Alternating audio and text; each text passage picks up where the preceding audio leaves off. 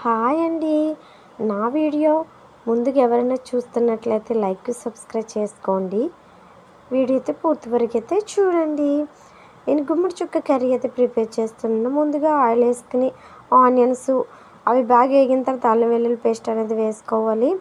వేసుకున్న తర్వాత ఫిష్ అనేది వేసుకోవాలి. క్లీన్ చేసుకున్న తర్వాత ఒక 5 మినిట్స్ ఉంచిన తర్వాత నేను ఏ ప్రాసెస్లో చేస్తున్నానో ఆ ప్రాసెస్లో అయితే అలా అయితే ఆనండి.